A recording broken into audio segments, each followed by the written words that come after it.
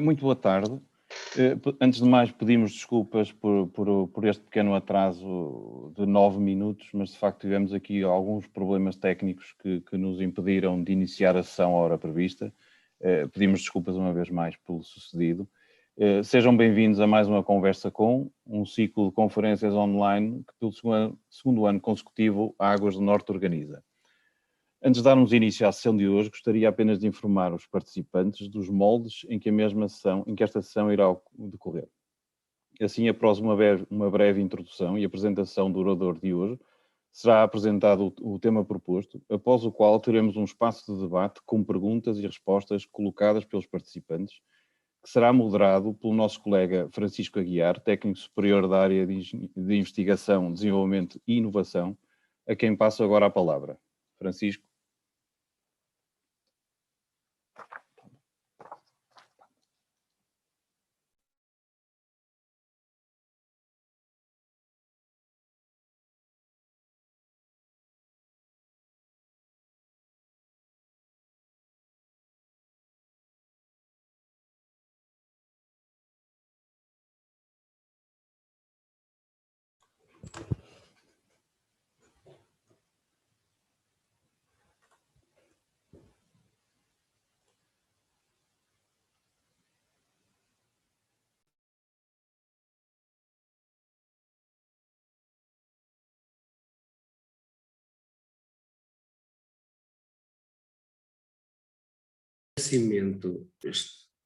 Estava a falar aqui para o TED. Boa tarde a todos. A Águas do Norte organizou em 2020 um ciclo de webinars com o objetivo de apresentar um conjunto de trabalhos inovadores, desenvolvido internamente, subordinados às diferentes dimensões da inovação, ou seja, economia circular, resiliência das infraestruturas, digitalização e serviços, processos e governação. Assim, foi criada esta rúbrica, a Conversa com, tendo como principais objetivos criar valor através da inovação, criar um espaço de encontro e partilha, promover o espírito de participação, posicionar a empresa na vanguarda da inovação, capacitar através da inovação e disseminar conhecimento.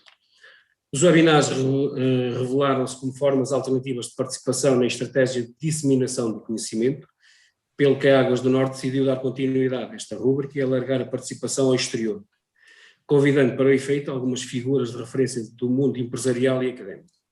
Hoje, para dar continuidade ao ciclo de webinars de Águas do Norte, temos connosco o professor Paulo Novaes, catedrático no Departamento de Informática e investigador no Algorithm Center, da Escola de Engenharia da Universidade do Minho. A sua investigação tem-se centrado ao longo da sua carreira na área científica da inteligência artificial, com especial foco em conceitos ligados à aprendizagem computacional, decisão, análise comportamental e inteligência ambiente. O seu principal objetivo de investigação é o de conceber sistemas mais sensíveis à presença humana, um pouco mais inteligentes e confiáveis. É autor de mais de 450 artigos científicos, com revisão pelos pares, publicados em revistas internacionais e conferências. É o presidente da Associação Portuguesa para a Inteligência Artificial entre 2016 e 2019 e atualmente é presidente da Assembleia Geral. É Senior Member e Vice-Chair da Computational Intelligence Society Portuguese Chapter. É perito em diversas instituições, como a Comissão Europeia, a FCT, os 3Es, entre outras. Coordenador da Comissão Científica do Programa de Bolsas Gulbenkian, Novos Talentos em Inteligência Artificial, da Fundação Carlos de Gulbenkian. Boa tarde, professor Paulo Novaes. Quando quiser começar a apresentação. Muito boa tarde, obrigado pela introdução, naturalmente, e pelo amável convite que as Águas do Norte me colocaram. Queria agradecer naturalmente à administração, em particular, se me permitem a ousadia, só porque conheço bem o Dr.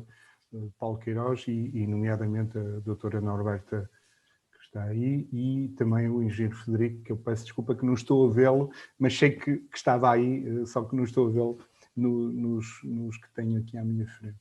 Pronto, eu vou, sem demoras, começar, porque penso que e vou ter que acelerar um bocadinho, porque eu exagerei, como não sei se conhecem aquela piada, mas qualquer académico, quando diz que vai falar pouco, é um mentiroso, normalmente, e vão ver que essa é das primeiras coisas que eu costumo dizer quando estou a explicar o que é inteligência artificial. O primeiro padrão, a primeira repetição, é quando um académico diz vou falar pouco, é mentira, porque adora-se ouvir a sua voz.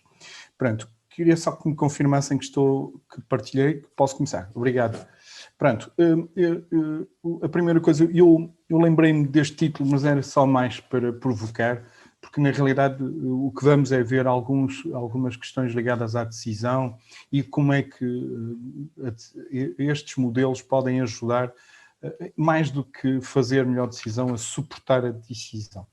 Pronto, e no fundo a analogia com os passarinhos e com o voar, que sempre foi um mito da humanidade, né? Como sabem, permitir e aprender a voar e criar máquinas que voassem, é um bocadinho essa a motivação, não é? De algum modo, dar pistas de como é que isso pode ser feito. Portanto, a primeira questão que eu gosto de desmistificar é que, para mim, em primeiro lugar, é desmistificar um bocadinho aquela questão da decisão, que há muita gente que julga que decisão é só intuição, não é? Digamos, o feeling, não é? de olhar para qualquer coisa e perceber que está ali um negócio, por exemplo, ou uma outra coisa qualquer. Pronto. Para mim, mesmo o feeling, na realidade, é, por norma, um conjunto de experiências que foram, entretanto, adquiridas e que, na realidade, são baseadas em dados e em conhecimento passado. Porque também é verdade que quanto mais experiência de tempo, mais apurado é o nosso feeling, ou se quiserem o cheiro, ou se for no caso das meninas, uma intuição, é a tal famosa intuição feminina que diz que de algum modo os aponta para algo lá, ok? Por isso, a primeira coisa é que a inteligência artificial pode nos ajudar a diminuir o problema, às vezes, de nos fiarmos demasiado na intuição. A segunda nota é que desde sempre, historicamente, este é um exemplo de cenas de caça de arte rupestre. Já agora hoje a arte rupestre é também associada à representação de conhecimento. Há uma nova vaga de interpretação desta. Esta é muito famosa, é uma pintura no Lascaux, nas caves Lascaux, ou nas grutas, perdão, estava a ler em inglês, que representam de facto uma caça, mas também de algum modo são transmissão de conhecimento, representação de conhecimento para proteger o raciocínio, na medida em que de algum modo são formas de explicar também como é que podemos caçar e transmitir isso de geração em geração. Hoje, o que estamos a fazer é que a maioria das nossas ações geram dados, quer pela utilização de gadgets, quer pela utilização das redes sociais, enfim, todo lado estamos neste momento a gerar dados e o que é necessário é, naturalmente, mesmo nas vossas áreas, fui buscar estas imagens de alguns sensores mais ligados às vossas áreas, são de facto gerador de dados. E o que era importante hoje é perceber que aquilo que no passado não era possível fazer, porque estávamos numa escala relativamente pequena de dados, não é? Hoje precisamos de ferramentas que nos sejam capazes de utilizar a grande quantidade de dados que hoje existe à nossa disposição.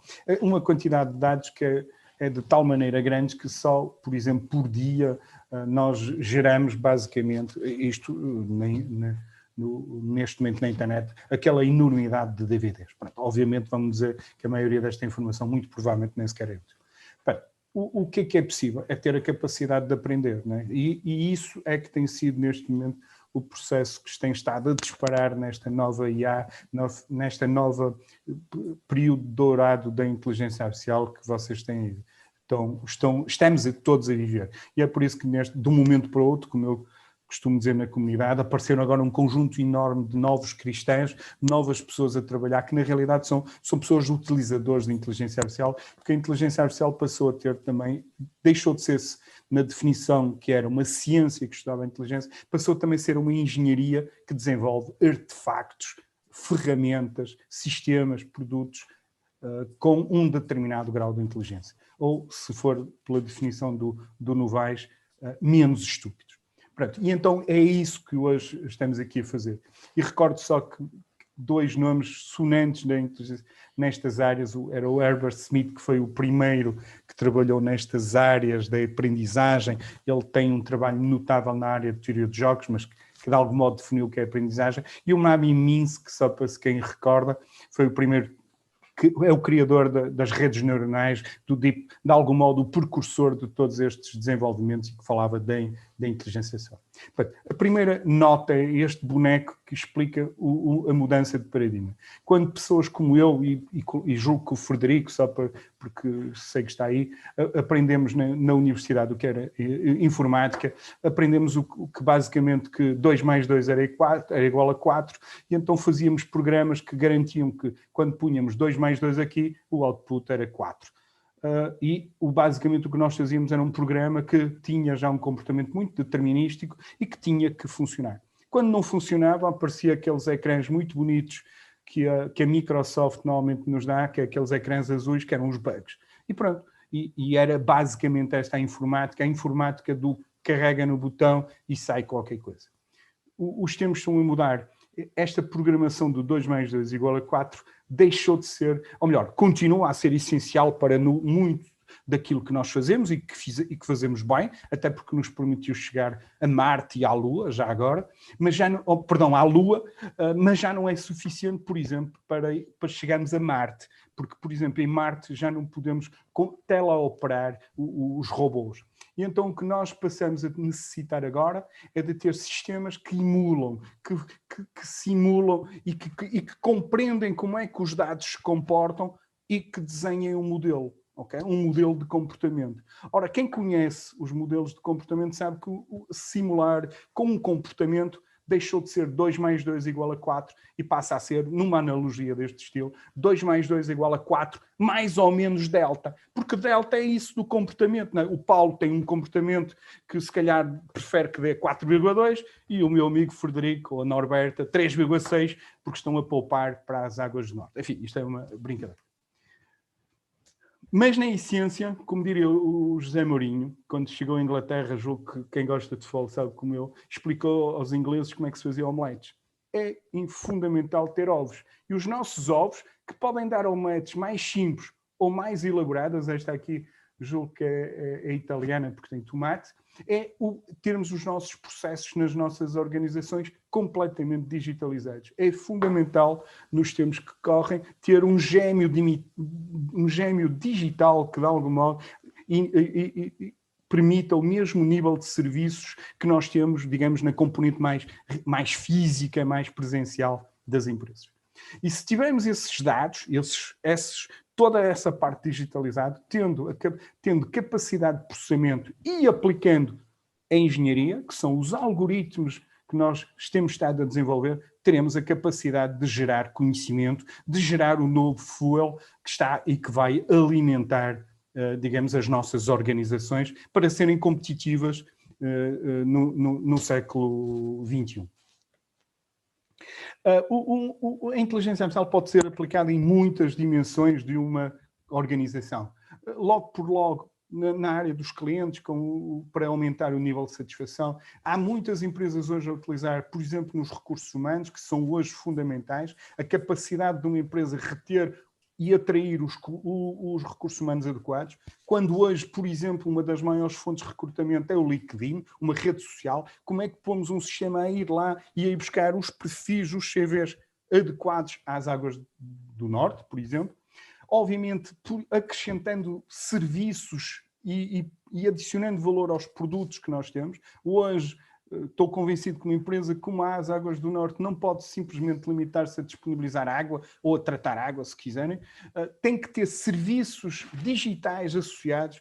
Num tempo como este ecológico, temos que ter a capacidade de explicar os níveis de performance, de atuação que nós temos, que garantem, por exemplo, o cumprimento disso. E, obviamente, precisam deles, fundamentalmente também porque internamente vocês têm que melhorar os vossos processos para ganhar, digamos, produtividade e ganhar isso em termos de automação, do controle das vossas empresas. E, naturalmente, fazendo aquilo que também na IA nós há muito aprendemos, que é tentar encontrar padrões, descobrir dentro do manancial de conhecimento que vocês têm o conhecimento.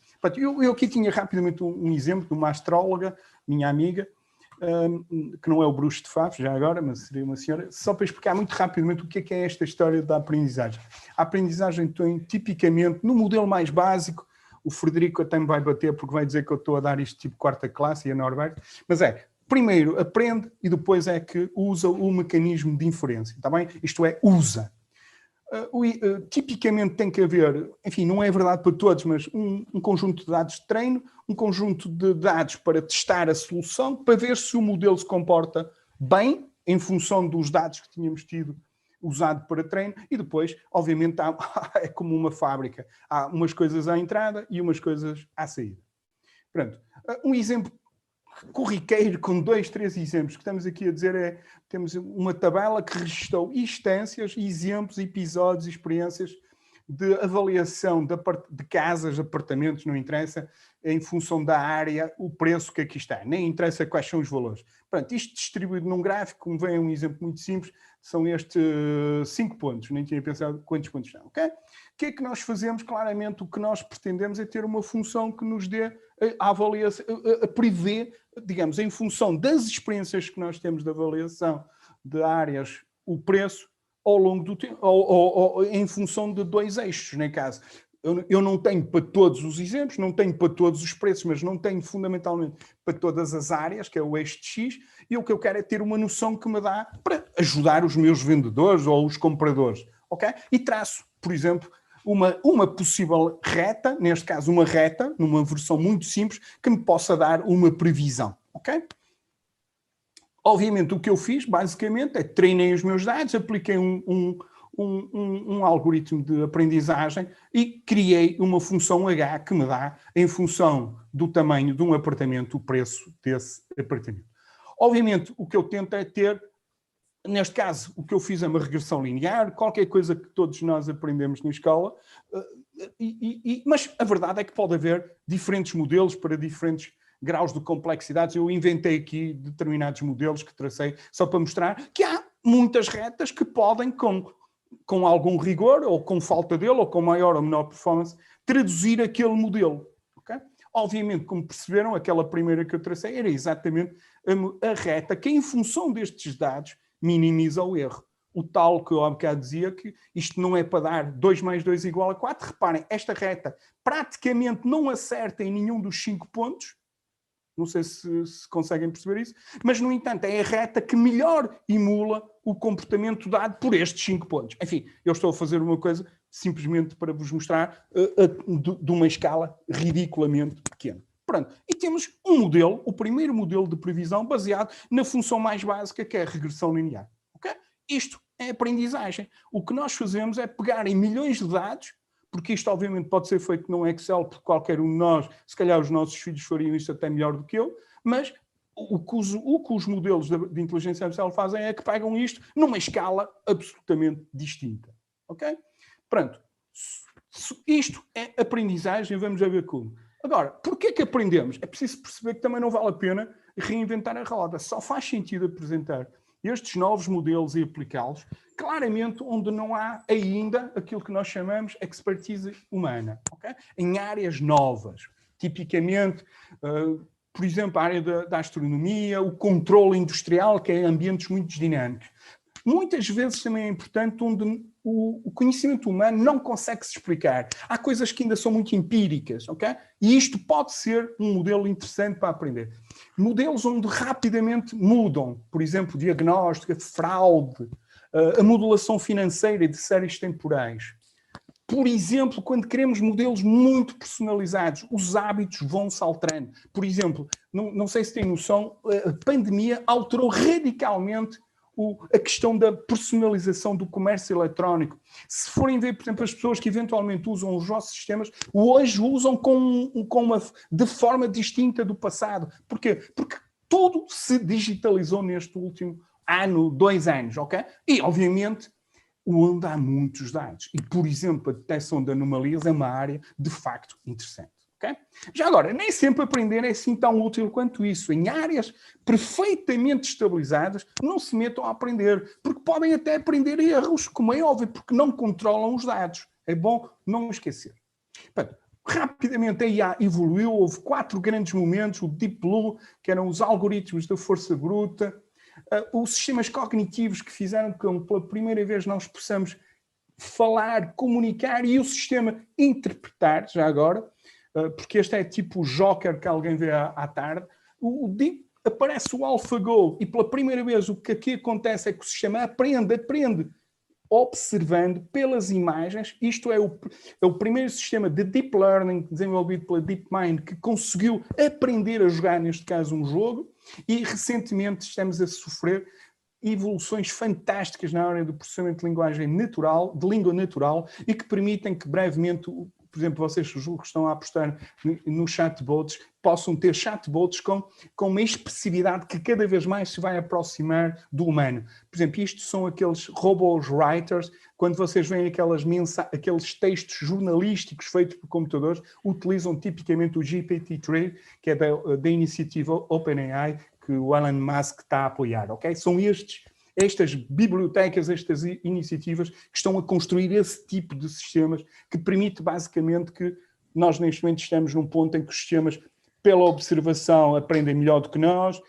e são capazes de entender e compreender e se expressar em linguagem natural. Basta ver, por exemplo, a melhoria que nos últimos 4, 5 anos o Google Translator, por exemplo, neste momento tem. Já agora, uma observação, porque há muita gente que às vezes não percebe isto. Há 2 modelos, tipicamente, de aprendizagem. Um deles é quando temos sistemas estabilizados e o que fazemos são deduções. E a dedução ainda tipicamente, gera conhecimento. Isto é, temos regras, temos dados, deduzir, por exemplo, aquela velha história, o Sócrates, hoje por acaso não é muito útil falar de Sócrates, mas todos os homens são mortais, o Sócrates é humano, também ele, digamos, é possível deduzir que o Sócrates é mortal. Ok? No entanto, não é exatamente a mesma coisa processos de indução. Quando partimos do particular, há bocado eu estava a partir do geral para o particular, e outra coisa é partir do particular para o geral. Quando partimos do particular, dos dados, o que nós estamos a gerar não é conhecimento, são hipóteses. Ok? Hipóteses de conhecimento que pode ser verdade ou falso, porque pode-se não comprovar, ou ter uma determinada grau de probabilidade de ocorrência. Ok?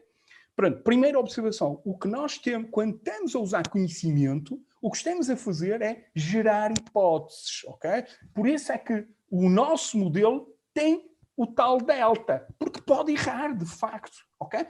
É hipóteses, pronto. Existem milhares de modelos, eles são tipicamente organizados em 4 grandes áreas. A área do aprendizagem supervisionada, muito aplicada à regressão, eu depois dou esse exemplo, supervisionada. Porquê? Porque temos dados que podemos comparar, os dados estão etiquetados. Imaginem, eu parto de exemplos de anomalias que vocês detectaram, por exemplo, de poluição, e uso as vossas experiências passadas para classificar os novos. Mas há momentos em que vocês têm os dados em grosso, por exemplo, têm amostras de água ou de produtos, não importa agora, não estão classificados. Eu tento encontrar relações entre eles. Isso é algoritmos não supervisionados. Os outros eu explico já a seguir para ganhar tempo. Isto são exemplos que eu pus para aí para quem quiser saber nomes de modelos.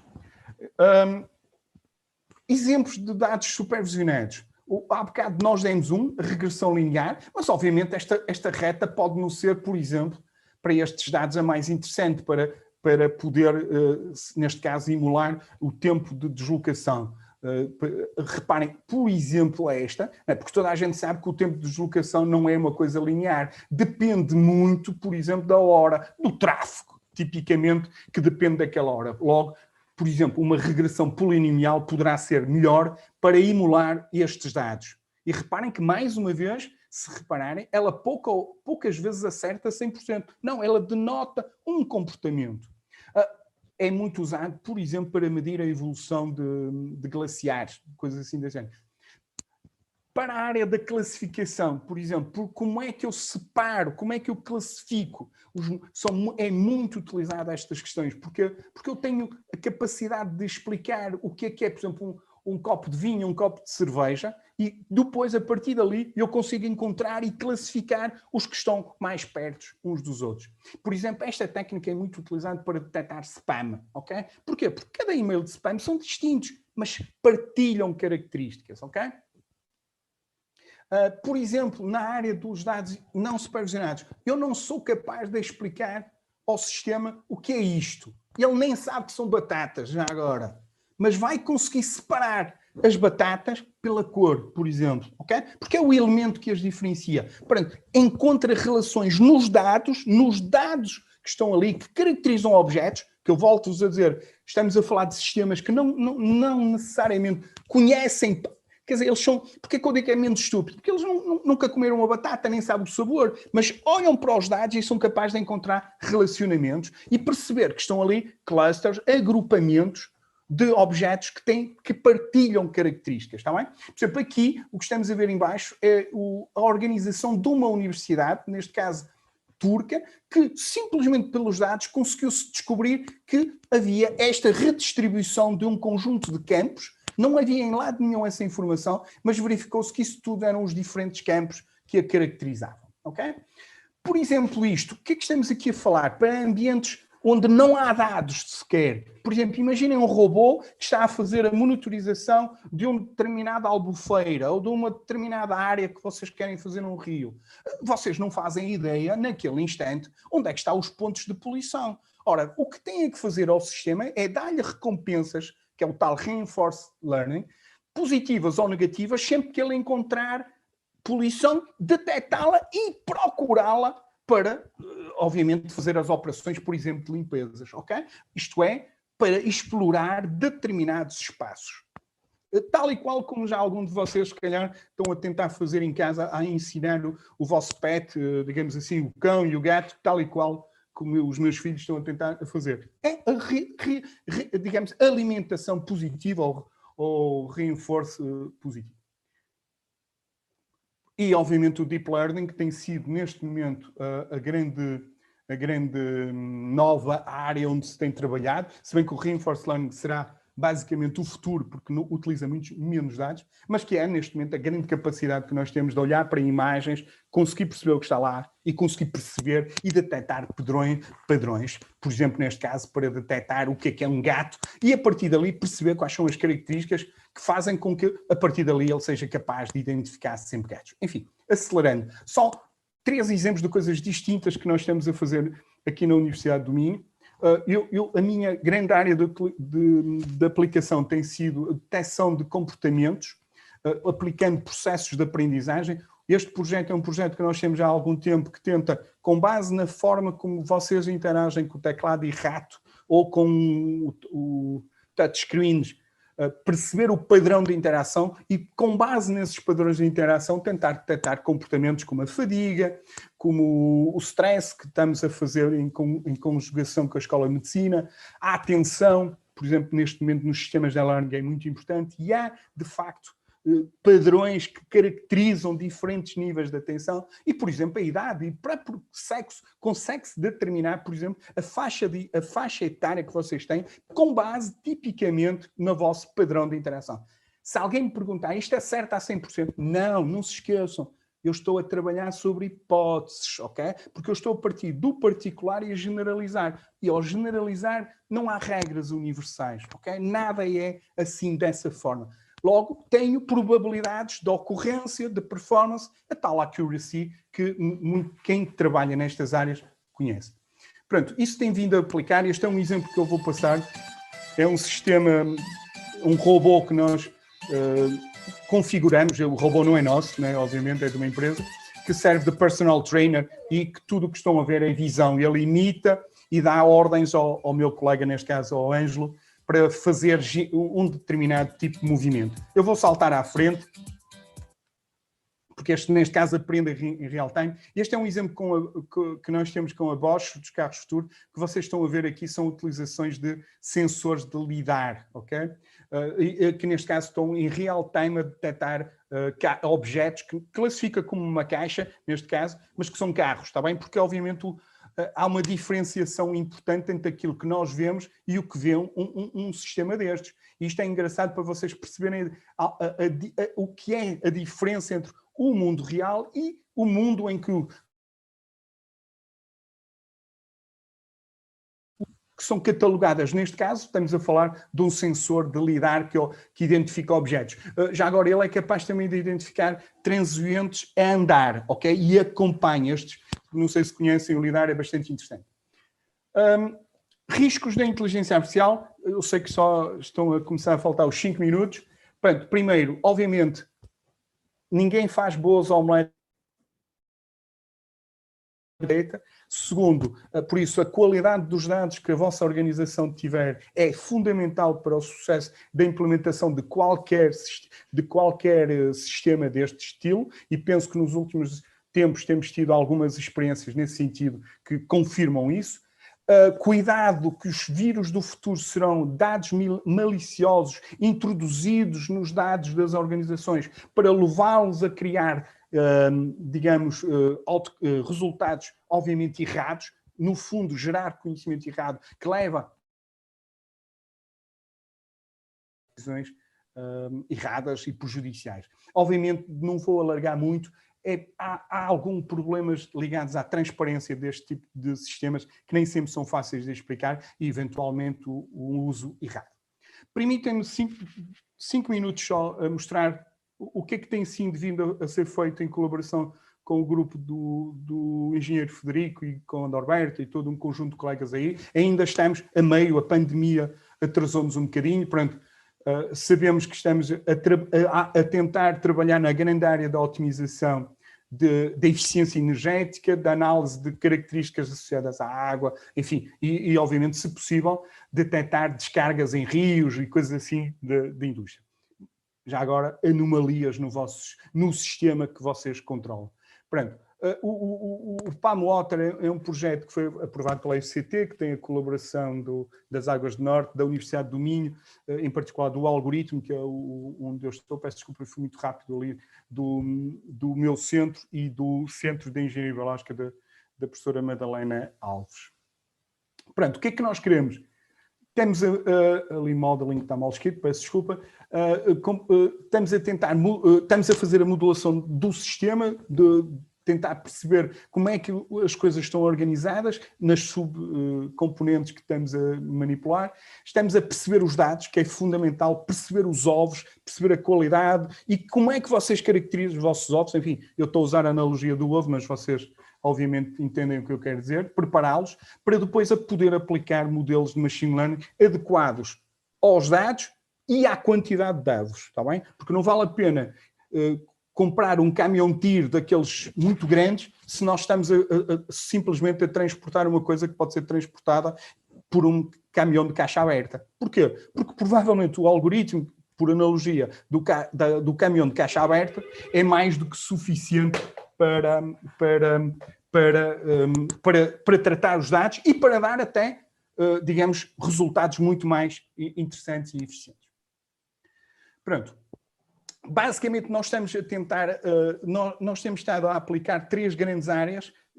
Uma é a detecção de anomalias, que nos parece bastante interessante para muito daquilo que vocês têm, nomeadamente no consumo de energia, nos fluxos de água, etc, etc. Modelos de previsão, que são também interessantes para poderem prever, por exemplo, consumo de energia, os afluentes, etc, etc. E depois também a análise das variações, porque de facto nota-se em alguns dos dados alguma sazonalidade que se pode também ver e ver depois quando obviamente não entra nisso. Pronto, há algumas técnicas, mais uma vez eu trouxe bonecos, na maioria dos casos não são os vossos dados por uma questão, peço-vos desculpa que alguém não percebe que eu não quero atender, é o mal de eu estar no meu gabinete, eu não trouxe os vossos dados, mas isto é para mostrar o que é que estamos a fazer. Por exemplo, na análise de detecção, a análise por clusters é muito interessante porque pode-vos permitir detectar quais são os grandes clusters dos dados que vocês têm e tudo o que sai fora dos clusters são, por exemplo, anomalias, não é? O tal ruído que aqui temos, está bem? E aqui deste lado são diferentes técnicas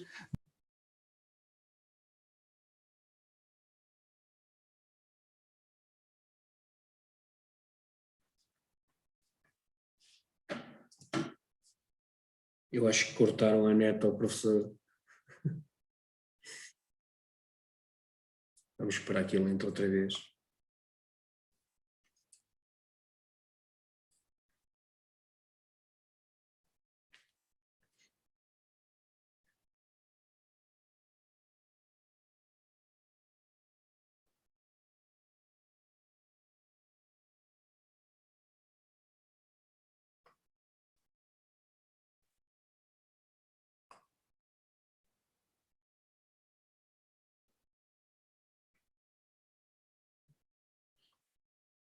Eu acho que é a aplicação da inteligência artificial. Tentaram ligar 2 vezes, não atendeu, desligaram-lhe a net. Então.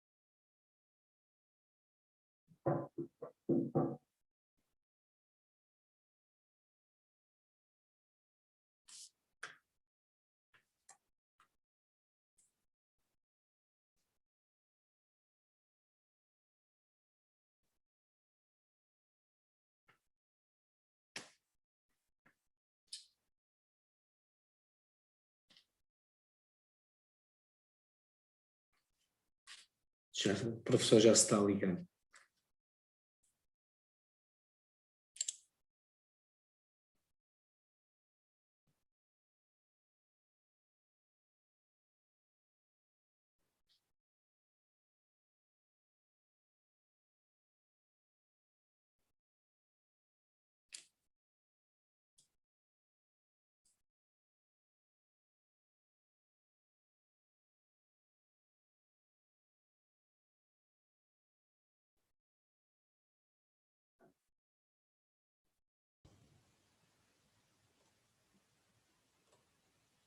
Estou? Peço desculpa, pelos vistos eu não paguei a conta, peço-vos desculpa por esse facto.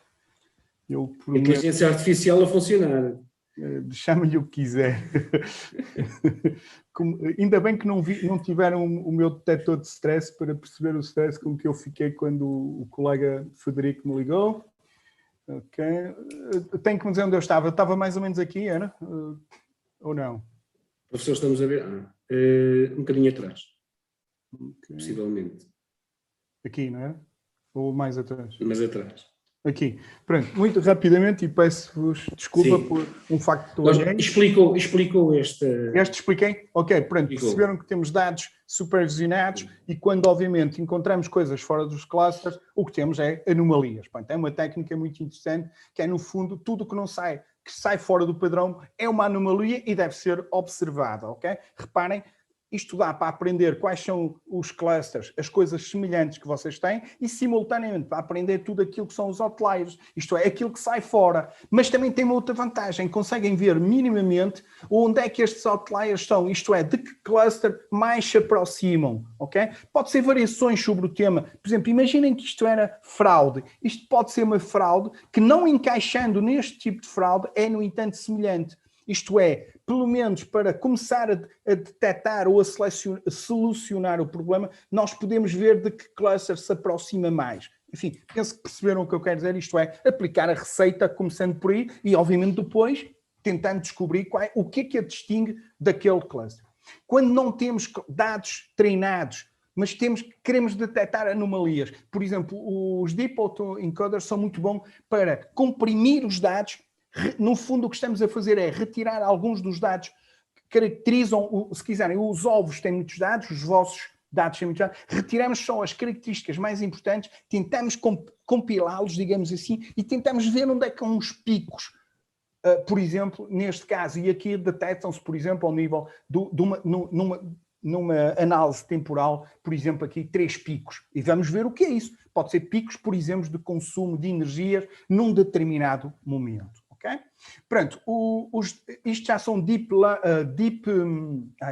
redes neuronais que são muito utilizadas para detecção, mas de previsão de anomalias à distância. Isto é, podemos usar as Deep Learnings também para prever eventuais picos, se quiserem, anomalias, para mim, porque eu não sei a que corresponde aqueles picos no futuro, com base em séries temporais, ok? Isto tem muito a ver, por exemplo, com sazonalidade, ou, por exemplo, assim podemos detectar que há alguém que no dia 5 de todos os meses faz uma descarga, por exemplo, ok? Se formos capazes de compilar os dados só para aquela variável, como é óbvio, está bem? Portanto, isto são exemplos.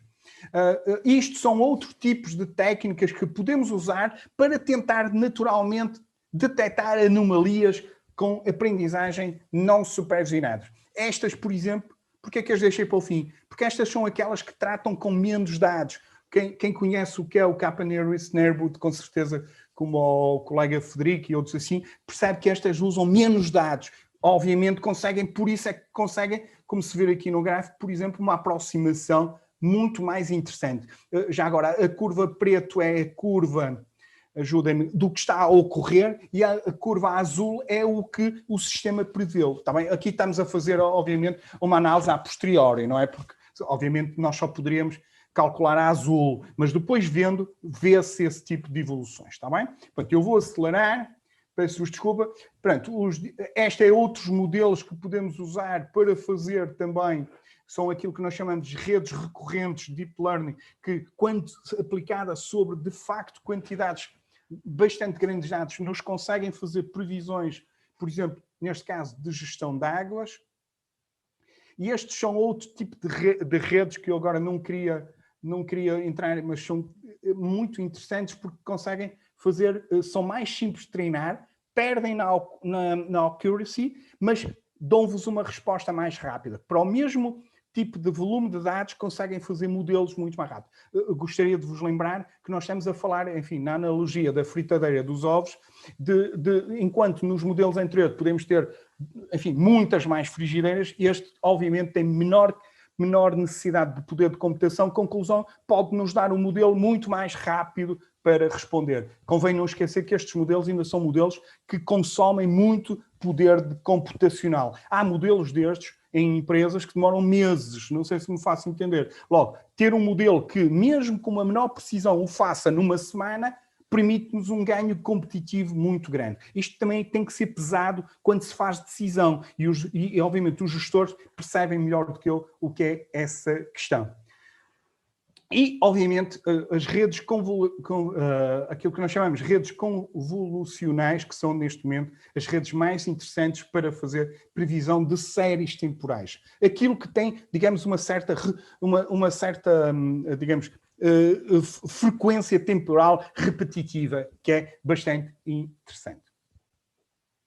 Pronto, uma outra coisa que nós também temos estado a ver é, antes de mais, é preciso perceber os dados, olhar para eles, perceber como é que eles ao longo do dia variam.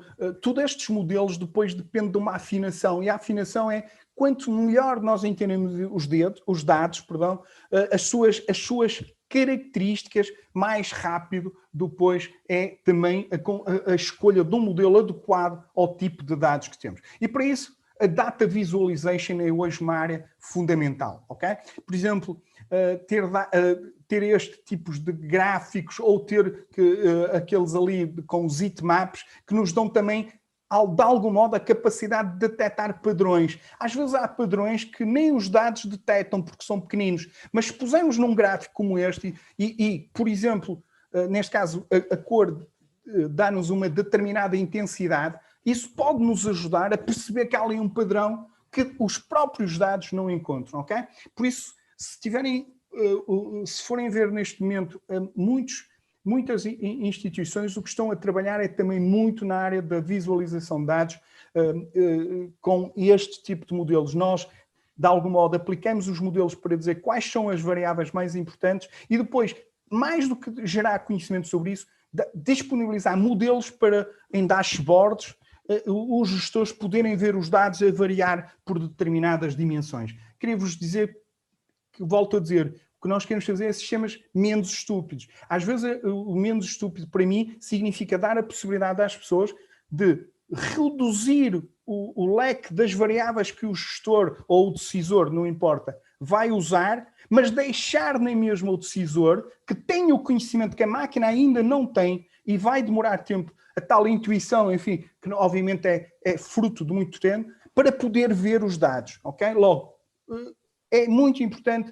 também não desprezar, não querer e nem julgar que tudo vai ser automático e vai ser o mundo perfeito, etc, etc. Portanto, há neste momento variações em Data Visualization. Eu só trouxe 2, 3 exemplos até muito primitivos, digamos assim, mas que podem ser muito interessantes para vocês. Pronto.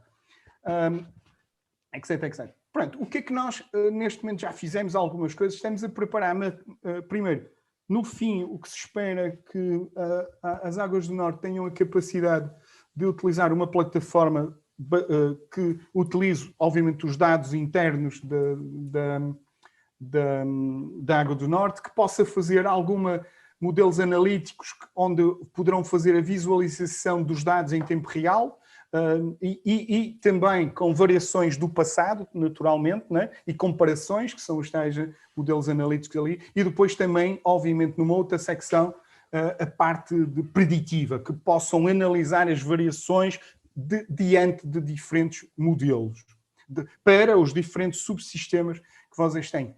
Uma parte que também nos parece importante é depois dar a possibilidade, com base em modelos de explicação, porque é importante hoje também ter a capacidade de permitir que o sistema explique e, por exemplo, analisar um destes modelos de previsão aqui e tentar perceber porque é que naquele dia estás a prever um maior consumo de energia. Eu estou a inventar agora que não coisa. E chegamos aqui, analisamos isto, por exemplo, pela temperatura e percebemos que é um dia em que está ou mais quente ou mais frio, e aí, porque ele previu exatamente essa situação. Está bem? Pronto. E aqui, por exemplo, o que estamos a ver é relativamente ao pH num determinado afluente bruto. Peço desculpa, foi muito rápido. Deixa-me tirar aqui uma coisa.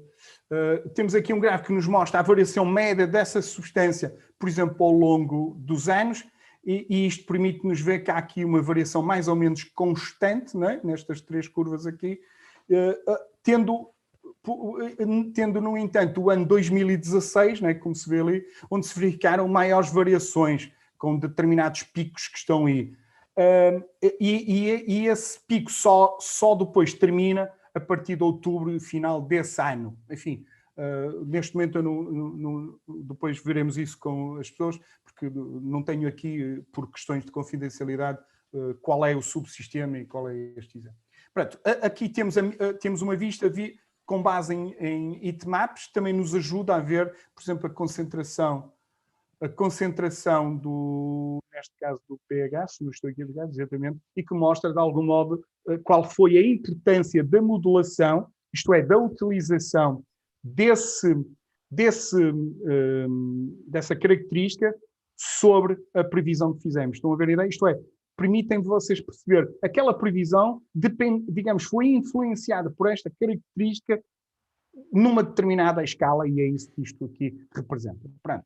Aqui temos outros exemplos em que se vê a proporcionalidade inversa entre os ortofosfatos, que eu até tenho dificuldade em dizer esta palavra, peço-vos desculpas, e o CQO, está bem? Mas muitas mais relações existem. Eu não sou não se esqueçam que eu sou o tipo que sei fritar, mas nem sei muito bem se o sal é pimenta, se o sal é... Ok? Pronto. Aqui temos, por exemplo, uma análise do consumo de energia numa das vossas hectares, em particular na figura da esquerda, com certeza que o Frederico identifica qual é, e que mostra, digamos, a análise do consumo médio por mês. Está bem? À direita, por exemplo, já é preciso ver, consegue-se perceber a sazonalidade desses dados com uma análise feita por estações do ano. Está bem? Por exemplo, aqui, olhando para esta análise, vemos o fluxo de afluentes, podemos verificar que na maioria apresentam um maior valor médio desse. Qual é o ano que apresenta o ano e o mês, já agora, de maior afluência desse fluxo. Para o caso do fluxo de afluente, já foi feito mesmo um estudo relativamente à sua previsão. Utilizamos 2 modelos de Deep Learning, tendo em conta a amplitude dos dados que tínhamos, ok? Relativos a um conjunto de atributos. Alcançamos resultados que parecem-nos interessantes, com uma diferença de 200 como é que se chama, metros cúbicos, ok? O que não me pareceu um erro assim tão grande quanto isso. Utilizando aquilo que nós chamamos long short term memory, que são redes neuronais que dão preferência aos dados mais recentes e tendem a fazer o que nós humanos fazemos, que é esquecer o passado, não é? Digamos, dando mais importância às experiências mais recentes. E mostrou-se um modelo bastante interessante. Okay? Pronto, próximos passos, terminar o pré-processamento dos dados e perceber bem a importância de todos os atributos que vocês nos estão a disponibilizar e continuar o desenvolvimento dos modelos de machine learning. E pronto, obviamente no final teria que terminar com o voar, e o voar neste caso significaria dar a possibilidade à organização de voar sem nós, e isso é, digamos, o que se espera. Obrigado. Muito obrigado, professor. Está aberto o espaço para debate e para questões. Os vossos micros estão em mute, mas se forem em baixo onde diz reações, vocês podem levantar a mão e depois podem pôr as questões ao professor Paulo Novaes. Eu posso começar, eu posso ser o primeiro. Professor, quando começou a apresentação, falou da quantidade de dados que estão a ser gerados diariamente. Acho que é uma das virtudes da digitalização, essa quantidade de dados. Mas essa quantidade de dados tem que gerar informação, senão é lixo, na minha opinião. E o que acho que está a acontecer é que a quantidade de dados é tão grande que humanamente nos é impossível conseguir analisá-los. E acho que aí vai entrar a inteligência artificial. E muito bem. Agora, a questão que ponho é, se nos é humanamente impossível analisá-los, como é que nós conseguimos entender se a inteligência artificial está a gerar a informação correta e está aí no caminho correto? Ok. Bem, em primeiro, há uns tempos atrás, numa aula, fizeram uma pergunta parecida com essa e perguntaram se estas questões não se colocavam de geração em geração. E eu dei este exemplo, pode parecer ridículo, mas é um problema. O que mudou da geração anterior para esta geração e das gerações anteriores tem a ver com o seguinte. Eu vou usar uma analogia que é o vinho. Eu usei na altura e expliquei isso com o meu avô. O meu avô era agricultor. Okay? No Minho, para ser rigoroso, em Centro Cato, Guimarães. E o preço do vinho que era determinado pela quantidade de vinho que o meu avô produzia e pela quantidade de uvas, digamos assim, que numa determinada região, que era o Vale de Centro Cato, era gerado. Hoje, o preço que os meus avós ou que os meus colegas que são produtores de vinho na região fazem é que não podem só ter em conta as variáveis do preço ou da quantidade que foi produzida na região. Tem que ter em conta, por exemplo, se correu bem ou não a colheita na Austrália ou nos Estados Unidos. Okay? O que é que isso quer dizer? Quer dizer que a complexidade aumentou muito. Okay? Mais do que simplesmente os dados. Uma coisa é utilizar os dados, outra coisa é não utilizar. O que acontece é que hoje uma decisão não é tomada tendo em conta as mesmas variáveis. A inteligência artificial é a única hipótese que nós temos, ou se quiserem, as técnicas que nós estamos a desenvolver em inteligência artificial, mas que tendencialmente são aquelas que nós aprendemos em investigação operacional, enfim, naquelas áreas todas, são a única forma de termos, tipo, da mesma maneira que eu uso óculos para ver, ou um binóculo para ver longe, ou um, como é que chama? Para ver no micro, como é que se diz? Ajudem-me lá, que eu agora perdi-me. Microscópio. Microscópio, obrigado. Eu sei que há muita gente a querer me ajudar, desculpem lá, só que deu-me uma branca. A inteligência artificial vai ser, em primeiro lugar, o instrumento para resolver na complexidade. E foi por isso que uma das coisas que, não sei se dei uma certa importância, é dizer, do meio daquela treta toda, é tentar separar o trigo do joio, tirar as variáveis que, de algum modo, são as menos importantes na tomada de decisão. Já agora, o médico, quando nós dizemos que o médico, com a idade, fica, digamos, a melhor médico, o que na realidade ele aprende é a calibrar as variáveis, não é? Que usa para a tomada de decisão. E é por isso que um gestor também ele vai sendo calibrado ao longo do tempo. A maioria de vocês toma hoje melhores decisões que no passado, porque aprendeu a calibrar a importância de cada variável que toma num determinado momento. E estes sistemas o que os vão fazer fundamentalmente, e se fizerem isso, já é muito, queria-vos dizer, é ajudar a calibrar mais rapidamente. E a calibrar num mundo em que vocês já não tinham como fazê-lo, porque as variáveis eram demasiadas, eram grandes demais, em número. E é isso que eu acho que estas técnicas têm. A segunda questão é o seguinte, já agora, eu não sei se têm noção, mas uma tecnologia só é, digamos, adotada por dois motivos, ok? Uma é quando ela ganha a capacidade de ser replicável, isto é, quando ela se transforma numa engenharia, ok?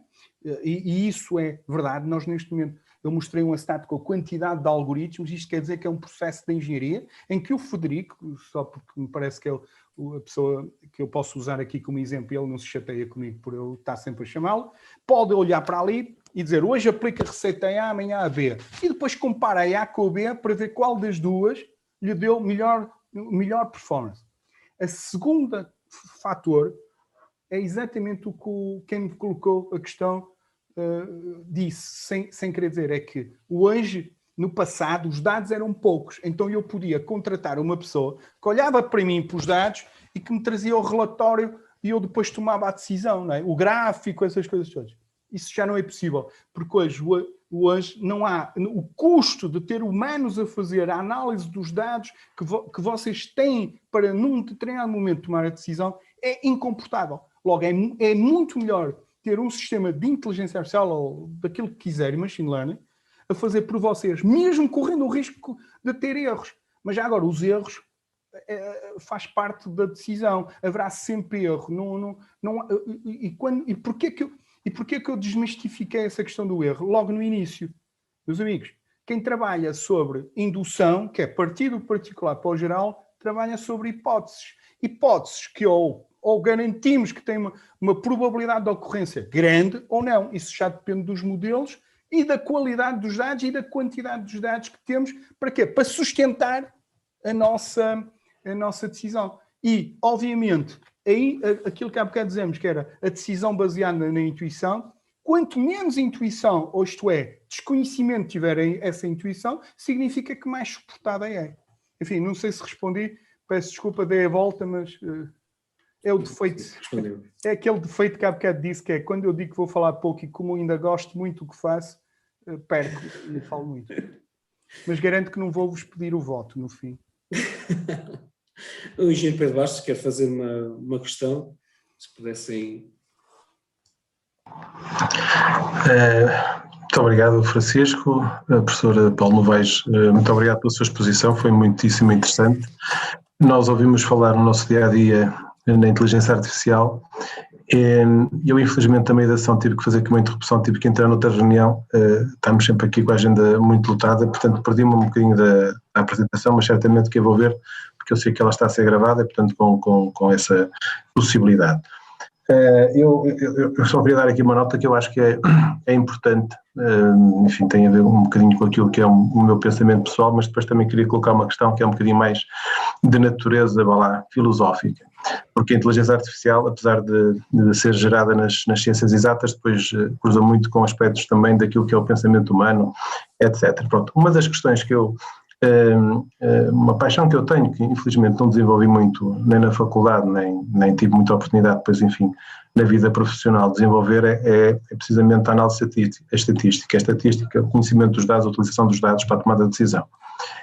E no nosso setor, de facto, agora com a digitalização, enfim, certamente os dados serão cada vez mais, mas já no passado tínhamos muita informação para a qual não olhamos com a atenção devida, enfim, também estávamos se calhar focados noutra fase da vida destas empresas, mas efetivamente neste momento temos informação que é fantástica, temos alguma disponibilidade ainda recorrendo não é inteligência artificial, mas é inteligência natural, que é trabalhar um bocadinho esses dados na perspectiva estatística e perceber um pouco o que é que eles significam e para onde é que eles apontam, para ajudar a tomar decisões ainda, vá lá um pouco à moda antiga, com os Excels, mas certamente que estes instrumentos de inteligência artificial poderão dar outra potência a essa análise e é algo que não deixaremos de utilizar e temos vindo já a colocar nas nossas agendas.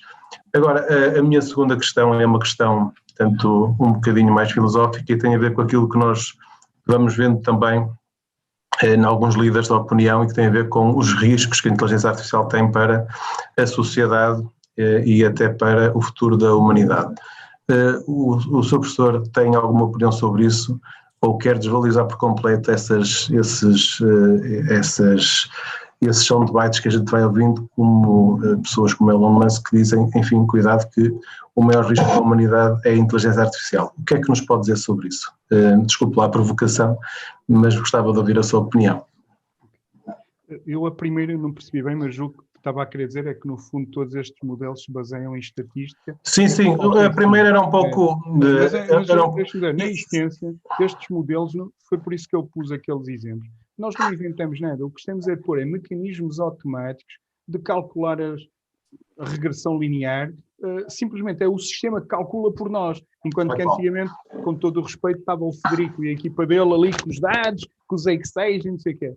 Cuidado, a fazer um trabalho notável. Ainda há uns dias estive numa empresa que não posso dizer de Guimarães, em que usou o Excel, já agora que fique claro, se o mundo acabasse amanhã e alguém me dissesse, escolhe uma ferramenta, eu escolhi o Excel, ok? Para ser claro, é de facto, na essência, é uma matriz, como uma matriz para representar dados, fazemos tudo, não é? Pronto. Sem dúvida. Por isso não haja questão. E essa empresa usa Excels, muito bem feitos, e até já tem sistemas a calcular regressões lineares e polinomiais para prever encomendas. Por isso, eu até dei os parabéns ao empresário que, de facto, naquele caso é uma empresa limitada, não é? Que tinha, de facto, essa visão e estava já com modelos preditivos de encomendas, para fornecedores e isso tudo. Por isso, o que é, já agora, muito raro, como sabe, numa região como a nossa, em que a digitalização é confundida com o sistema de faturação, não é? Que não é o vosso, naturalmente. Mas quando eu uso esta analogia dos ovos, tem muito a ver com isso, não é? Como sabe, a minha preocupação maior como cidadão destas áreas é, de facto, que as pessoas ainda não perceberam que nós, sem um processo de transformação digital, Portugal está condenado, ou melhor, as organizações estão condenadas. Só não percebeu isso quem não esteve atento à pandemia. Pronto. Segunda questão relativamente aos riscos. Já agora uma observação. Eu sou absolutamente contra, mas sou eu, não é? Eu, por mim, não haveria robôs humanoides, que acho que isso é um dos problemas, que é como é a figura do humanoide, faz sempre aquele problema da criação se vira contra o criador. O Frankenstein, na essência, e depois voltamos sempre ao bem e ao mal, não é? Pronto. Dizer o seguinte, e porquê que eu uso aquela definição do menos estúpido e não muito de uma máquina inteligente? Porque na realidade nós estamos a fazer coisas menos estúpidas. Isto é, quando olha, por exemplo, a Amazon e vê aqueles sistemas de recomendação, todos eles, o Pedro, com todo o respeito, não precisamos chamar de professor também, somos a mesma idade. O Pedro olha para aquela história e diz, mas isto é normal, eu faria isso, não é? Não há nenhuma inteligente, consegue perceber aquilo tudo. Pronto, depois há uns critérios lá, quaisquer mais difíceis, umas formas mais complicadas, mas na essência é tudo. Os sistemas que estamos a fazer ainda é criar sistemas muito estúpidos. Já agora só uma observação. As máquinas que vão ganhar consciência, já agora, eu julgo que já leram o único, enfim, muita gente agora acha que há vários génios em Portugal, mas para mim só há um. É o professor António Damasio, neurocientista. É de facto uma figura mundial que nos honra a todos. Eu costumo dizer, é uma honra ser português por ele ser português. E mesmo ele a explicar no último livro, A Consciência, não sei se alguém vai ser ler, ele não é capaz de dizer, ele diz que é uma simulação aqui atrás no Vortex, mas não tem bem noção de como é que ela funciona. Quando nós não somos ainda capazes de explicar como é que esta máquina extraordinária, neste caso estou a falar da minha, né, se me permitem, é degradável já agora, funciona, como é que vamos querer fazer uma inteligência, super inteligência como o Elon Musk? E já agora também outra coisa, esta é a primeira vez na história da humanidade em que há uma tecnologia que ainda está no princípio, ok? E eu tentei-vos desmistificar que isto não é nenhuma ciência oculta, não é? Que está no início e que foi tão dissecada, até o tutano quase, que eu diria. Nós estamos muito longe disso. O que eu diria é o seguinte, e isso é que me preocupa. Digitalizem, usem, porque isso vai ser uma mais-valia para as instituições. E já agora um pormenor que eu costumo dizer, que eu uso uma analogia que é o comboio. Eu prefiro apanhar os comboios, nem que seja em segunda ou terceira classe. Mas eu vou no comboio. É que este comboio do conhecimento tem um problema. É que é um único comboio, não há dois comboios. Porque o conhecimento, quando começa a ser utilizado, a segunda vez que é utilizado já não é uma vantagem competitiva. É que as pessoas esquecem-se disso. O conhecimento só é vantagem competitiva quando é aplicado a primeira vez. A partir dali, já é um processo normal que todos podem copiar.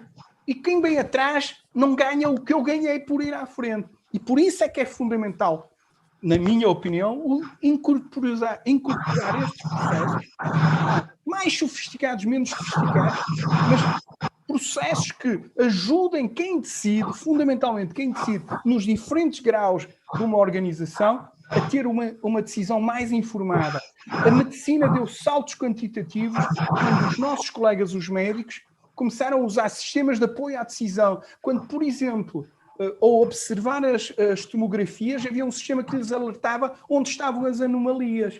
Mas quem, como eu, conhece a indústria têxtil, por exemplo, a Coelima já tinha, há uns anos atrás, um sistema desses para detectar anomalias nos tecidos. Bem, durante muito tempo era o meu avô, se calhar, ou o meu tio, sei lá, não faço ideia, por acaso nunca trabalharam ali. Passado uns tempos foi uma câmara. Porquê? Porque ficava muito caro ter lá aqueles senhores e, entretanto, havia um processo de engenharia que o fazia. Portanto, é isso que eu quero dizer e tento desmistificar. Relativamente à superinteligência, vai haver esse problema, não vale a pena negá-lo. Agora, estamos muito longe disso. E neste momento estamos a falar de sobrevivência. E Portugal pode se tornar irrelevante se não tomar este caminho. Nós estamos a falar nisso em todas as instâncias.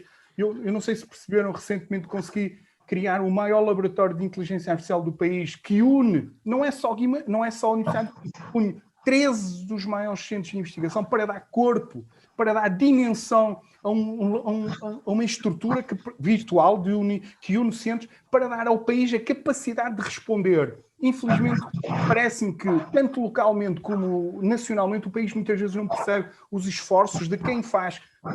Cuidado, não é, eu só sou o porta-voz porque os meus colegas me nomearam, como diz o outro. Mas o esforço que nós estamos a fazer, ganhando zero, já agora, que seja absolutamente claro sobre isso. Mais alguma questão? Então eu tenho outra. Não fui avassalador, pois não? Não. Eu tenho outra. Mas podem votar em mim, mas eu não vou candidatar a nada, queria dizer. Eu lembrei disto que estão agora toda a gente nas eleições já. E eu não quero concorrer nem à Junta, nem à Câmara, nem a nada. Nem ao meu departamento, que isto dá muito trabalho. Já chega. Em relação aos comboios, eu acho que o comboio da digitalização tem que ser como os indianos, que até têm pessoas no teto, e têm que ir todos, só há aquele comboio, têm que ir todos. E nós queremos lá ir também, obviamente. No entanto, este é o futuro e não há volta a dar, mas, por exemplo, quando começamos este webinar, eu estava a falar e não tinha o micro ligado. Isto é um erro humano. E já sei, o Frederico já está a rir, já vou levar na cabeça porque não ativei o micro. E o que o Frederico vai pensar é, para o próximo webinar, vamos a meter a Sofia a fazer a apresentação, porque a Sofia assim não se engana. A Sofia é um chatbot, que como já lhe falei, é o professor Paulo Novaes, e a pergunta é a seguinte, isto não é uma ameaça aos nossos postos de trabalho? Qualquer transformação, qualquer tecnologia é uma ameaça a tudo, se quisermos, está bem? A resposta é sim, é uma ameaça, obviamente, não é? Mas é assim, essa função que estava aí a me dizer, que é de ativar o micro, é sim uma coisa que o torna mais humano, que o dignifica fazer essa tarefa, já agora? Não. É que às vezes eu espanto-me algumas pessoas, assim, eu por exemplo, aqueles robôs soldadores, só para pôr numa área absolutamente diferente. É assim dignificante estar a soldar um um carro, até faz mal à saúde logo. Há um conjunto de tarefas que eu sinceramente não... A mim, é evidente que eu falo também um bocadinho do alto do facto de estar aqui na universidade. Já agora, há provavelmente professores que agora, pela net, são muito melhores do que eu. Não é? Eu também me posso tornar irrelevante. Já agora, eu tenho o hábito de não... Eu não sei nenhuma tecnologia daquelas que os apresentei a 100%. Pode acontecer que até claramente os meus alunos sabem melhor do que eu, ok? Porque eu não consigo tocar todos os pianos, lamento, mas se aqui alguém toca todas as teclas, eu não. Também me posso tornar irrelevante. Essa questão não é isso. Eu acho que não é por aí. Eu acho é que temos que perceber que não há outro caminho senão utilizar os instrumentos que temos e utilizá-los em proveito de tornar as instituições mais competitivas e dar valor acrescentado às instituições. Não se preocupem, porque isto também é um efeito bola de neve. Isto vai provocar, digamos, alterações que eu não sou capaz neste momento de prever todas, mas, por exemplo, o tipo que alimenta o chatbot não é um emprego que não existia até bem pouco tempo aí, ou pelo menos uma função que não existia. O Frederico, com certeza, tem que o alimentar. E como não pode correr o risco deste chatbot dizer asneiras quando o senhor administrador, que eu não sei muito bem qual dos colegas aí que estão aí, mas pronto, vir o chatbot a maltratar um cliente ou um utilizador, não vai gostar. Logo, obviamente tem que estar ali agora o polícia sinaleiro, enfim, estou a exagerar que não será necessário isso, que tirar ali dos bons costumes. Quer dizer, há um conjunto de novas tarefas, o tipo que vai levar os robôs para fazer inspeções nos determinados espaços que vocês precisam e que vai controlar a manutenção daquilo. Quer dizer, isto é uma dinâmica diferente, obviamente. Também já agora um aspecto que às vezes nos esquecemos. As sociedades, é evidente que o mundo, quando tudo depende do binóculo ou do microscópio que estamos a usar, né? Do zoom que fazemos. Se olhamos para o mundo ocidental, nós estamos a ver um declínio populacional. Logo, para todos os efeitos, isso até podia ajudar-nos a manter a nossa capacidade competitiva. Obviamente, quando fazemos um zoom ao planeta, temos determinadas sociedades onde isso não acontece. É verdade. Mas, tendencialmente, esse tipo de mão de obra que vem dessa área, já agora, é não especializada. É um problema que vai ser muito maior nessas áreas do que na nossa. Ok? Tenho mais receio, sinceramente, do declínio geracional que estamos a ter do que propriamente na aplicação da inteligência artificial. Julgo que percebem o que eu quero dizer. Isto é, o que eu tenho receio é que um dia desses, permita-me, o Frederico tente contratar pessoas, Frederico, desculpe lá, está sempre a usá-lo, não leva mal, tenha dificuldades em contratar pessoas com menos de 30 anos, por exemplo, para o sistema de informação dele, para a área dele. Isso é que me preocupa. Estão a ver onde eu quero chegar? E não tanto esta questão da IA substituir ou não as pessoas, está bem? Porque já agora, mais uma vez se tem vindo a provar que o que distingue uma organização da outra é a sua capacidade de atrair e reter talento. Porque, com todo o respeito, água, quer dizer, a água é um bem escasso, de facto, mas percebem o que eu quero dizer? Águas, máquinas, isso é substituível. Recursos humanos cada vez é mais difícil. Dou-vos um exemplo. As próximas lutas aqui na academia vão ser por recursos humanos, porque neste momento nós estamos a tornar-nos muito pouco competitivos em contratar, em reter os melhores alunos e em capacidade de atrair os melhores alunos. Os melhores nas determinadas áreas, não é? Eu posso-vos dizer que recentemente tenho um que foi para o Japão, outro foi para a Espanha e eu, pronto, continuo agarrado aqui porque, pronto, optei por um caminho diferente. Professor, ao contrário que se julga, nós, na nossa área, por exemplo, da IA, ciências somos muito procurados, como penso que imaginam, não é? E isso é uma competição que vai se tornar global, não é? Mas também com o teletrabalho, essas coisas, isso tudo vai mudar muito, não é? É isso que eu queria também dizer. Eu fiz esta questão um pouco provocatória, mas eu sabia qual era a resposta. Eu acho que esta mensagem deve passar. Não é uma ameaça aos nossos postos de trabalho, desde que eu, como pessoa, queira entrar também no comboio. Nem que vá lá pendurado no espelho, mas eu quero ir lá. Porque a sociedade, conforme está agora, nós temos que nos reinventar. Nós temos que ser dinâmicos. O mundo está constantemente a mudar e nós vamos ter também que nos readaptar constantemente. E o segredo passa por aí, a nós reinventarmos e irmos à boleia da digitalização. Há de haver um lugar de responsabilidade para cada um de nós. O Ricardo ou o Duarte... Agora, reinventar o futuro, não esquecendo o presente, não é? Sim.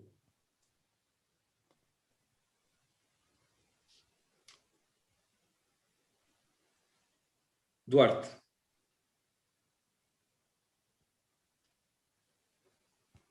Acho que o colega está sem som. Conseguem ouvir-me? Agora... Aí o Ricardo. Ok. Ricardo. Então, Duarte, força, eu falo assim. Olá a todos. Antes de mais, percebe-se que o professor gosta daquilo que faz, pela emoção com que fala e pela maneira com que faz a apresentação.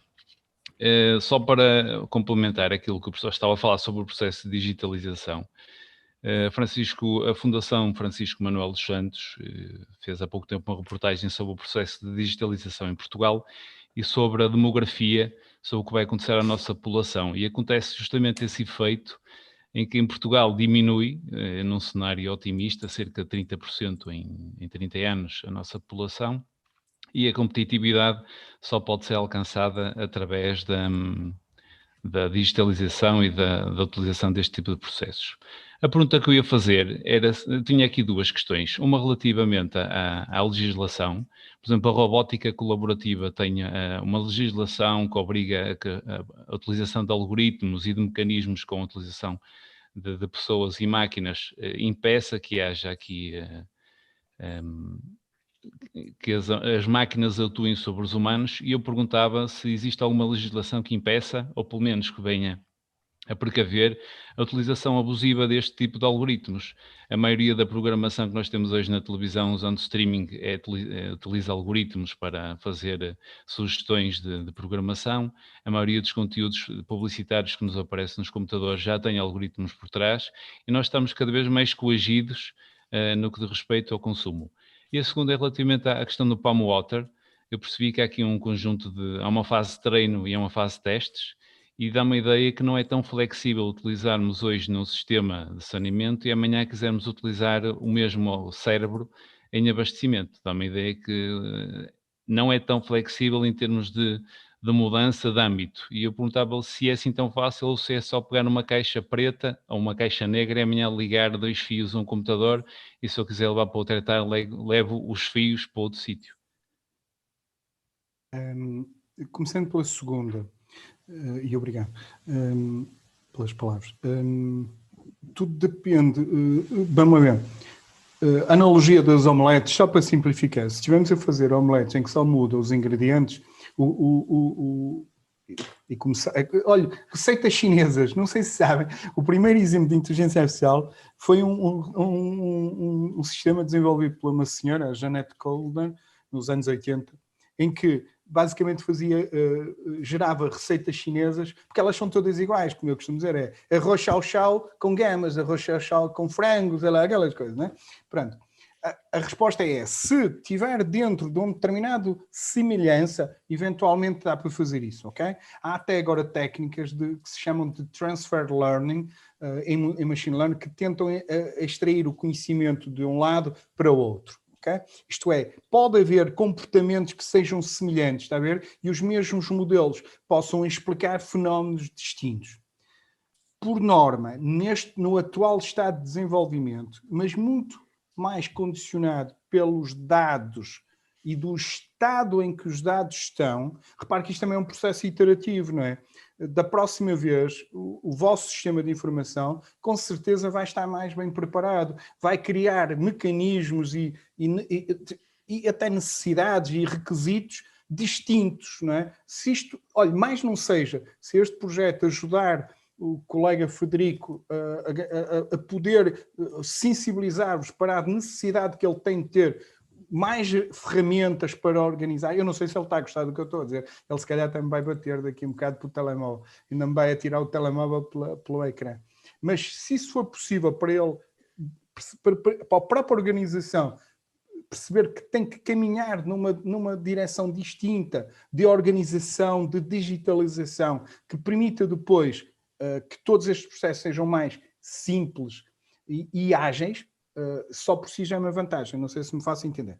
Agora, a segunda disto, digamos, a fritadeira para os ovos, dar para tudo, ainda é também um processo de engenharia que ainda estamos a trabalhar para fazer isso. A segunda pergunta. A primeira questão que está a falar é os sistemas de recomendação. Evidente que se eu uso sistemas maciços de recomendação que usam basicamente perfis, tendencialmente isto faz um dos problemas, que aliás é um dos problemas que eu julgo que perceberam que aconteceu em particular com o Trump, com o Twitter, que é mandar as mensagens para as pessoas que querem ouvir aquilo, no fundo, não é? Por exemplo, a mim, um sistema de recomendação é muito simples. Desde que me dê livros de ficção científica, filmes de ficção científica, Coca-Cola, pizzas e hambúrgueres, é o melhor sistema do mundo, não é? E isso fez com que, por exemplo, quando eu vou, só por analogia, ao Japão, tenha dificuldade em comer. Okay? Porquê? Porque durante muitos anos gostei só quase... Enfim, estou a exagerar, não é? Mas isto é, não fui habituando o meu paladar a sabores distintos.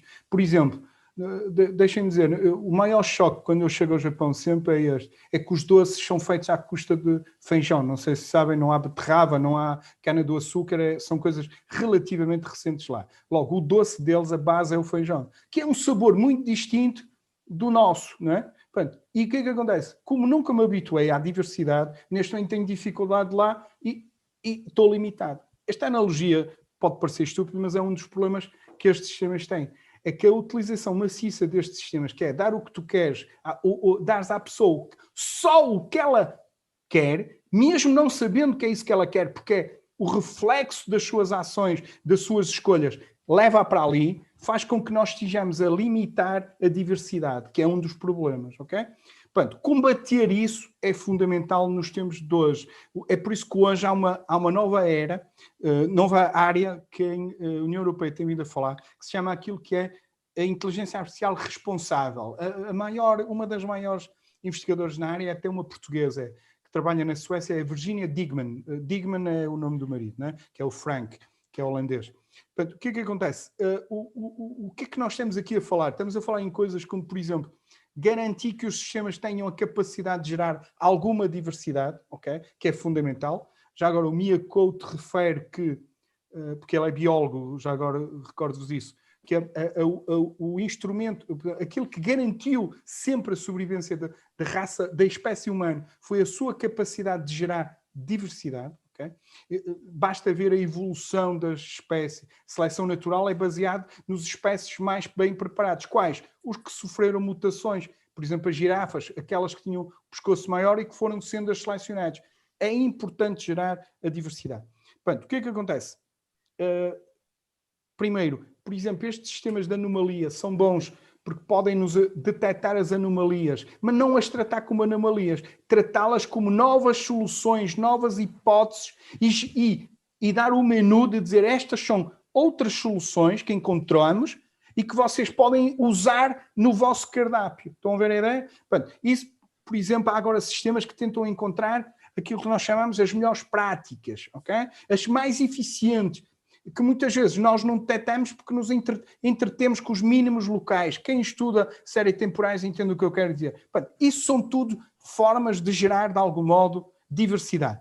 Relativamente à área da responsabilidade, o que hoje se fala muito é, em primeiro lugar, por enquanto estamos a falar de artefactos, ok? Que têm um enquadramento legal.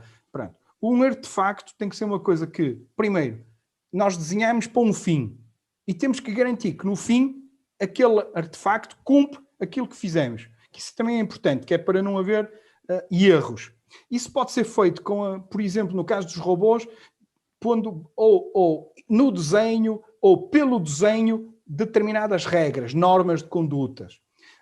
As leis da robótica do Asimov, que tanto inspiraram um conjunto alargado de filmes que nós vemos aí, estão a ser readaptadas, mas, por exemplo, utilizadas nos carros autónomos. Né? Já agora, uma observação. que toda a gente fala, os carros vão matar pessoas. Primeiro, os carros já matam pessoas, mas nenhum de nós aceita entrar dentro de um carro que à partida não vai fazer tudo por tudo para salvar o passageiro. Eu não sei se aqui há alguém altruísta ao ponto de aceitar entrar num carro que não vai garantir a sua segurança. Eu confesso humildemente, mesmo sendo até um católico praticante, eu não quero entrar nesse carro. Aliás, eu até me recordo que a Volvo dizia que tinha os carros mais seguros do mundo para garantir a minha segurança, não era dos outros. Pronto. E como é que se coloca diante deste dilema também? É um dilema, não é? Isto é, você quer estar num carro seguro, logo, num sistema de inteligência artificial seguro, mas que não garante que não há acidentes. Pronto. Tudo isto tem que ser trabalhado, está bem? E há neste momento uma evolução na utilização destes sistemas que faz com que também os graus de automação sejam distintos. Já agora, a IA há duas características nestes sistemas que têm complexidade, porque os outros podemos discuti-los. Um é a autonomia, que a autonomia deve ter um determinado artefacto, ok? Um carro autónomo é um bom exemplo. Há diferentes níveis de autonomia e nós devemos saber perceber isso e depois, naturalmente, viver com isso. Já agora, se só houver carros autónomos, este problema está resolvido, porque só havendo carros autónomos, entre eles criam uma sociedade e organizam-se, não é? Pronto. Só há problemas porque ainda há humanos a conduzir. Quando não houver, isso deixa de ser problema. Segunda questão, que é a única coisa que complica, é que até agora nós estávamos habituados a ter um sistema que, como eu disse há bocado, que era determinístico. Porque eu é que o programava, dizia-lhe, punha-lhe lá as regras, o conhecimento, usava deduções e a partir dali ele só usava deduções. E as deduções é uma maravilha. Se quando há erro é um bug, porque na realidade é conhecimento certificado. O problema é que eu agora estou a pôr sistemas que aprendem. E como já perceberam, aprendem hipóteses com maior ou maior probabilidade, porque parte do particular e generaliza. Ora, uma coisa só é generalizada quando toda a gente a aceita, não é? Não sei se me faço entender. Aí é que passa a ser uma verdade absoluta.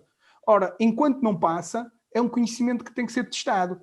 Conclusão, deixa de ser determinístico, porque você aprendeu uma coisa e eu aprendi outra. E isso é que temos que ter ainda cuidado com isso.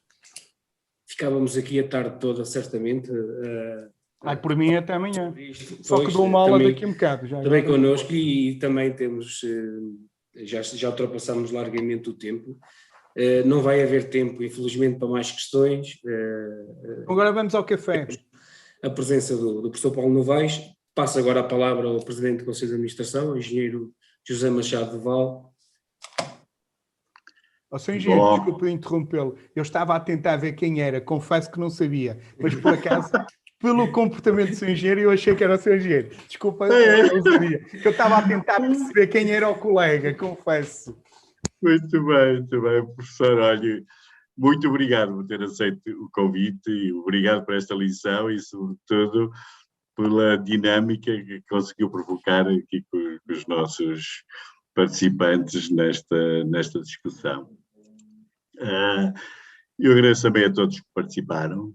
Portanto, é muito importante que participem mais, que aprendam, porque estamos a ter muita sorte com as pessoas que aceitaram o convite para fazer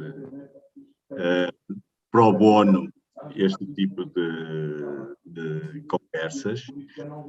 Lembro que vamos ter no dia 14 de maio uma próxima conversa desta vez com a professora doutora Madalena Alves da Universidade de Minho, e o tema será perspectivas sobre circularidade nas fábricas de água. Portanto, voltamos a ter um tema, que são sempre todos diferentes, mas um tema também muito interessante e, bom, já sabem, 14 de maio, à mesma hora, estamos cá. Sr. Professor, mais uma vez, muito obrigado. Resto de bom dia e bom fim de semana. Boa tarde a todos.